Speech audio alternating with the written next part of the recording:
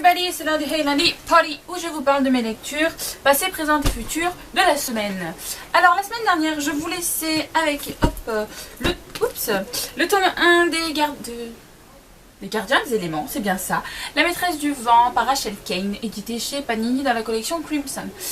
Alors, la semaine dernière, je me rappelle, je vous disais que je m'ennuyais ferme, que c'était chiant, que j'allais pas réussir à finir d'ici aujourd'hui. Eh bien si, j'ai fini. Parce qu'en fait, je ne vous fais pas de spoil ou quoi, mais vers le tiers du bouquin, un peu après le tiers, on rencontre un personnage assez sympathique qui s'appelle David. Et je l'ai aimé ce personnage, j'ai aimé les jouxtes verbales avec Joanne. Enfin, c'est pas vraiment de jouxtes, mais voilà, j'aime bien leur petit dialogue. Et voilà, et en fait j'étais là, je me disais bon, quand est-ce que David y revient? Bon, quand est-ce que David y revient? Ce qui fait que la lecture s'est passée un peu mieux pour moi.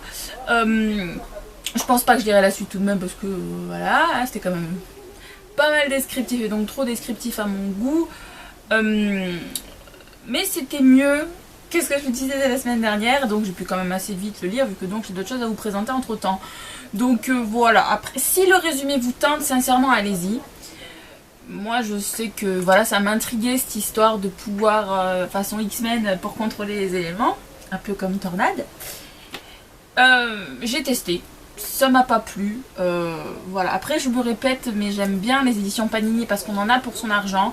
Par contre, le fait que ce soit écrit aussi petit, avec des marges bien pleines, le problème qu'il y a, c'est que donc, moi là j'aimais pas ma lecture, ce qui fait que j'avais l'impression de pas du tout avancer. Donc ça a son côté positif et son côté négatif. Voilà. Je ne sais même plus quoi vous raconter sur ce livre, sincèrement. Je l'ai fini, voilà, je suis contente de l'avoir fini, mais il m'a pas laissé de souvenir impressionnant. Voilà.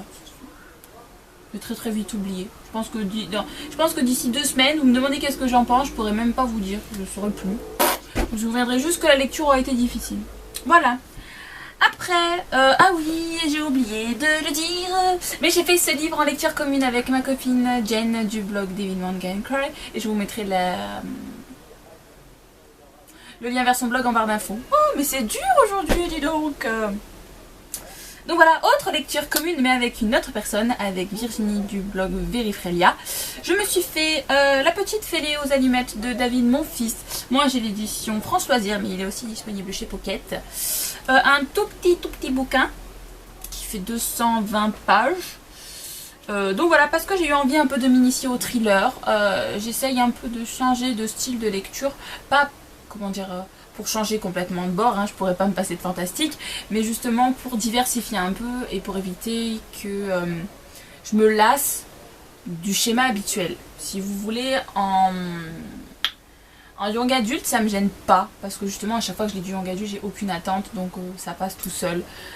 Et puis ça fait partie du jeu, voilà. Mais après pour certains bouquins, des fois j'en ai marre. Et puis c'est quand même pas génial quand on dit tout le temps les mêmes choses. Enfin j'essaye de changer quoi. Mais ce bouquin ne m'a pas du tout donné envie de poursuivre dans le thriller. Je tiens à le préciser, j'ai pas aimé du tout. Après, je me doute que c'est un univers assez décalé. Ça m'a fait pas mal penser à Boris Vian.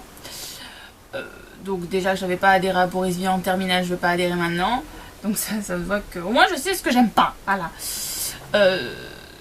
Donc voilà, la prochaine fois que je prendrai un thriller, ce sera dans longtemps. Pas maintenant, longtemps. Loin de moi les thrillers. Bref, donc voilà, je m'étais dit, il est tout petit, il fait 200 pages, ce sera quand même assez vite lu même si ça te plaît pas. Donc voilà, il est torché. J'aimais bien cette intrigue avec un malade psychopathe qui tuait des personnes en suivant les contes de fées. Donc ça vous le dit dans le résumé, il y en a une qui est déguisée en Blanche-Neige, une qui est déguisée en Chaperon Rouge, et puis même le titre, La petite fêlée aux allumettes, ça fait référence à l'autre conte. Voilà, cette partie-là m'a plu. Ce qui m'a pas plu, ce qui représente tout le bouquin quand on y pense, c'est un langage assez cru, donc ce qui me plaît. Je pense pas être une petite nature. Je sais que j'aime pas trop quand on parle crûment, je le sais, mais je suis pas une petite nature non plus. Mais dedans, si vous voulez, il y a une vieille qui s'appelle Mémé Cornemuse, qui est assez infernale, comme dit le résumé. Et j'ai pas... Elle vous fait rire si vous voulez, parce elle vous sort de ces trucs, mais on n'y s'y attend pas. Elle a un tel culot. Enfin, c'est impressionnant. Mais j'ai pas aimé ce personnage, j'ai pas aimé les autres personnages qui sont assez pathétiques, qui sont caricaturés. Hein. Et donc ça, c'est bien d'une certaine façon, mais j'adhère pas. Et c'était dégueulasse. Par exemple, la vieille qui a, je sais pas, 80 ans, je sais pas vraiment son âge, qui voit un mec nu sur la plage et qui lui demande de lui tâter les rognons. Excusez-moi, mais moi ça passe pas. Voilà, j'ai bien aimé par contre. Le perso que j'ai le plus aimé, c'est Michou, qui est donc le flic Travelo. Lui, je l'ai beaucoup aimé le personnage, même si à la fin il fait un truc bien dégueu. À la fin du roman, je ne vous dirai pas quoi, mais j'ai pas aimé. J'ai lu ça ce matin. J'ai pas kiffé du tout. Mais bon, bref. Je ne vous conseille pas. Si vous aimez les univers décalés, peut-être vous pourriez tester. Mais moi, non. Je ne tenterai plus Nadine, mon fils. Parce que j'en ai parlé avec une autre personne qui m'a dit que tous les romans en fait, qu'elle avait écrits sont assez décalés avec des personnages un peu space. Voilà. Ensuite, je n'ai pas la couverture parce que c'est donc sur ma Kobo. Mais je suis en train de lire le tome 4 de Charlie Davidson, écrit par...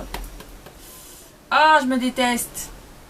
J'arrive pas à retenir son nom, hein, à l'auteur de Charlie. Bref, je suis désolée, je ne me rappelle plus. Donc l'auteur de Charlie Davidson, et je crois que le 4e tome, c'est... Bon, en fait, j'en sais rien. Voilà, je suis un boulet de la vie aujourd'hui, excusez-moi. Darina Jones, excusez-moi pour le nom de l'auteur, j'ai retrouvé. Mais le 4e tome, je sais que c'est 4e tome... Pas tout droit parce que c'était le 3, mais un truc devant ou un truc comme ça. Donc bref, je suis dessus, je l'ai commencé hier matin. Je suis au taquet. Je peux pas vous dire autre chose, je suis au taquet, j'adore Charlie. Donc là, je vais vite, dès que j'ai fini ma vidéo, me replonger dedans parce que je suis sur une scène avec Ries. J'ai pas pu la lire parce que j'ai eu autre chose à faire aujourd'hui. Mais voilà, je suis en pleine scène avec Ries, donc je vais kiffer. Je suis à 175 pages sur 292. La semaine prochaine, c'est clair, vous le verrez pas. Donc voilà, j'adore Charlie, j'adore l'univers. On a de plus en plus de révélations sur Charlie, donc et sur ses pouvoirs. Pourquoi les démons sont à sa recherche, tout ça. Donc je suis dedans, je suis contente. Et ensuite, je sais pas trop quoi lire, à dire vrai. Je sais pas, je vais essayer de demander à une de mes copines de faire une lecture commune avec moi pour sortir un livre de ma palle. Ouais, faudrait que je vous remette ma palle à jour. Si j'ai la foi. Peut-être si je vous mettrai le lien de la palle en dessous. Enfin, du moins, je vais enlever tout ce que j'ai lu de l'article palle que j'avais fait avant. Je pense plutôt que je vais faire ça. Parce que ma palle, elle est trop longue, que ce soit en e-book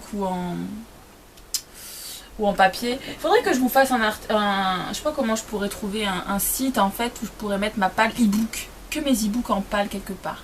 Si vous avez des idées, mettez-moi ça s'il vous plaît. Parce que sur Libre Addict, il faut mettre qu'on les a ou que je souhaite le lire. Enfin, c'est un peu compliqué.